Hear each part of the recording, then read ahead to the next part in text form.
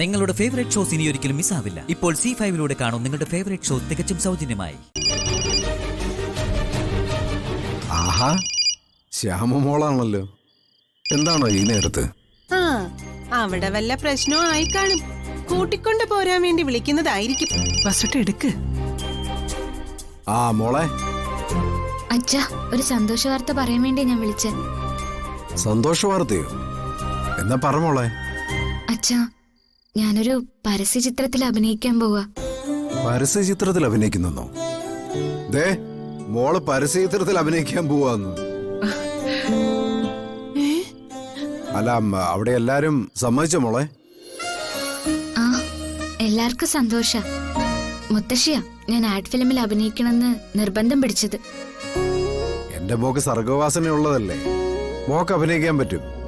അതിനുള്ള കഴിവും അനുഗ്രഹവും ഒക്കെ എന്റെ കുഞ്ഞിനുണ്ട്. ബസ്സോട്ട് ഒന്ന് എനിക്ക് ഫോൺ തരുമോ?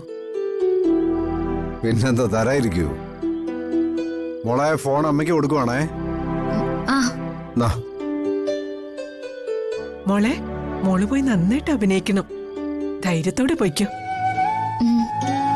ശരി അമ്മേ. മോളെ അഭിനയിച്ച് നല്ല പേരെടുക്കണം.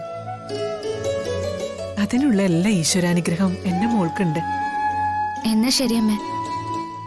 ഏട്ടനോടും ഏട്ടത്തിയോടും അപ്പുനോടും ഒന്ന് പറഞ്ഞേക്കണേ. ഏട്ടനും ഏട്ടത്തിയൊക്കെ അടുത്ത് നിൽപ്പുണ്ട്. ഞാൻ അവരോട് പറഞ്ഞേക്കാം. ശരി. അതമ്മേ, ഞാൻ അഭിനയിക്കാൻ പോകുമ്പോ എല്ലാരും പ്രാർത്ഥിച്ചോണേ. പ്രാർത്ഥിക്കാം മോളെ. ശരി. എന്റെ കണ്ണ, എന്റെ കുഞ്ഞിനെ കാത്തോളണേ. എന്നാലും അവരെല്ലാവരും ശ്യാമയെ അഭിനയിക്കാനായിട്ട് സമ്മതിച്ചല്ലോ. പിന്നെ അഭിനയിക്കാൻ പറ്റിയൊരു മോള് എന്ന് വെച്ചാ ഐശ്വര്യ റായല്ലേ. നല്ല ചെമ്പകപ്പൂ പോലത്തെ സുന്ദരികളായ പെമ്പിള്ളേരെ അഭിനയിക്കാൻ വന്നിട്ട് 8 നിലയില് പൊട്ടുന്നു. ആളുകള് മൈൻഡ് പോലും ചെയ്യുന്നില്ല.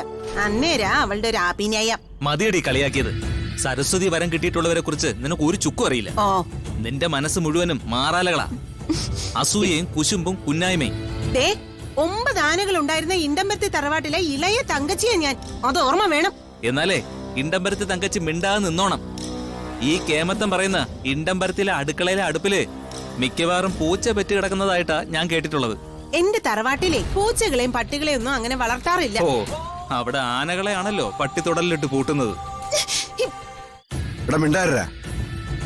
എടാ, അവളെന്തെങ്കിലും പറഞ്ഞോട്ടെ. അവള് പറയുന്ന കേട്ട് നീയും പറഞ്ഞാലേ അവള് നീയും തമ്മിൽ എന്താ വ്യത്യാസം? ഞാൻ മടുത്തു വച്ചാ.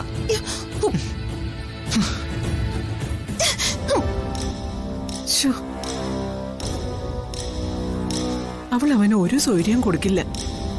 എന്ത് ചെയ്യാനാ ദേവി, കണക്കൂട്ടലെല്ലാം തെറ്റിപ്പോയി.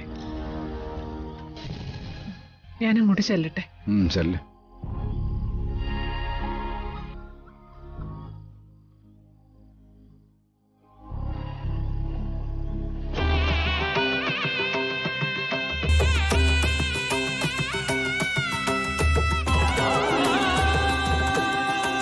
ഡൗൺലോഡ് ചെയ്യൂ C5 ആപ്പ്. കാണൂ എല്ലാ എപ്പിസോഡുകളും സൗജന്യമായി.